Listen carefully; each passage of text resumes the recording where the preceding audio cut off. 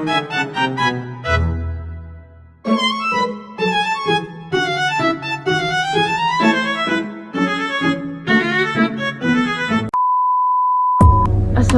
warahmatullahi wabarakatuh. Perkenalkan, nama saya Nur Sinta Manoso dengan NPM 2023100003. Saya mahasiswa semester 6 dengan program studi Manajemen Keuangan di Sekolah Tinggi Ilmu Ekonomi Mujahidin Toli-Toli.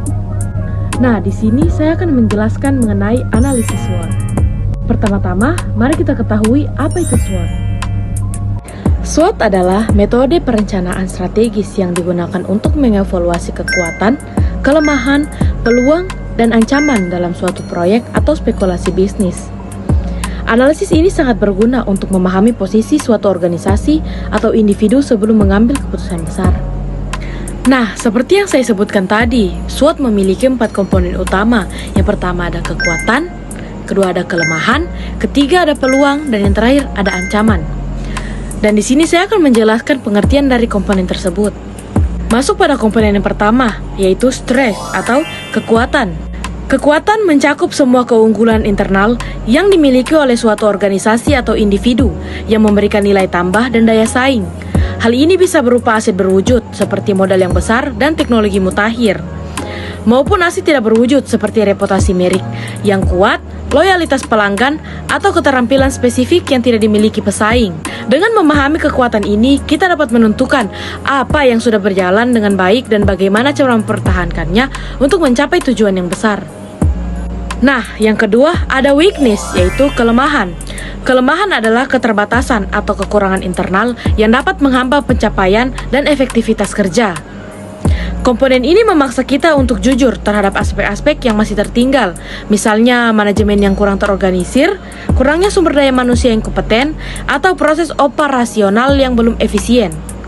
Mengidentifikasi kelemahan yang sangat krusial agar kita bisa melakukan perbaikan dan mencegah faktor-faktor internal ini menjadi celah yang merugikan di masa depan.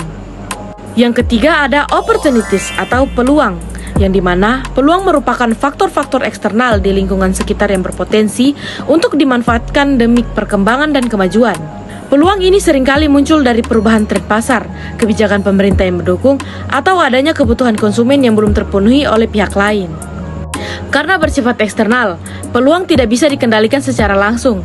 Namun, dengan perencanaan yang tepat, kita dapat menyusun strategi untuk mengambil keuntungan dari situasi tersebut sebelum diambil oleh orang lain.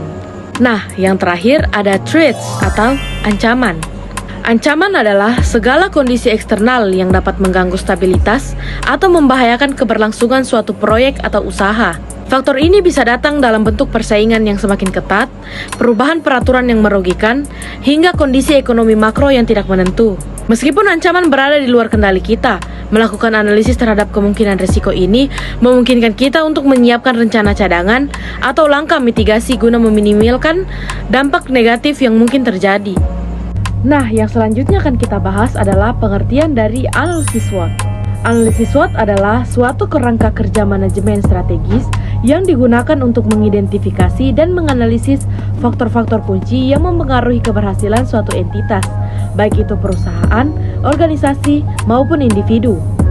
Kata SWOT sendiri merupakan akronim dari strength atau kekuatan, weakness, kelemahan, opportunities, peluang, dan threats, ancaman. Metode ini pertama kali dipopulerkan pada era 1960-an dan 1970-an sebagai alat untuk membantu para pengambil keputusan memahami dinamika antara kepastian internal organisasi dengan realitas lingkungan eksternal yang terus berubah. Dengan melakukan pemetaan ini, sebuah organisasi dapat menentukan posisi kompetitifnya saat ini dan merancang peta jalan strategis untuk masa depan. Nah, di SWOT juga memiliki faktor internal dan faktor eksternal analisis SWOT. Untuk faktor yang pertama adalah faktor internal yang mencakup dari strength dan weakness. Fokus pertama dari analisis ini adalah evaluasi terhadap aspek internal, yaitu hal-hal yang berada di bawah kendali langsung organisasi. Strength mencakup segala keunggulan kompetitif seperti sumber daya manusia yang ahli, teknologi yang dipatenkan, atau efisiensi biaya operasional yang tinggi. Di sisi lain, weakness adalah area di mana organisasi masih tertinggal dibandingkan pesaingnya, seperti kurangnya modal kerja, infrastruktur yang sudah tua, atau manajemen yang kurang solid.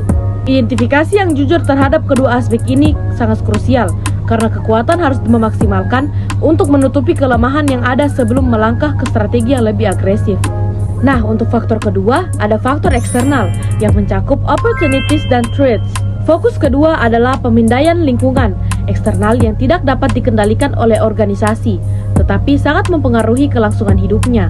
Opportunities mencakup tren positif dari luar organisasi yang bisa dimanfaatkan untuk pertumbuhan, seperti perubahan perilaku konsumen ke arah digital, kebijakan pemerintah yang mendukung UMKM, atau celah pasar yang ditinggalkan oleh pesaing.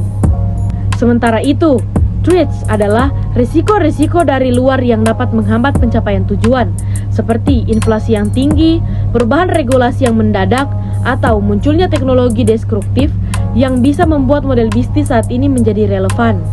Dengan membentangkan faktor eksternal ini, organisasi dapat bersikap proaktif dan bukan sekedar reaktif dalam menghadapi perubahan. Nah, itu saja yang bisa saya jelaskan mengenai analisis SWOT.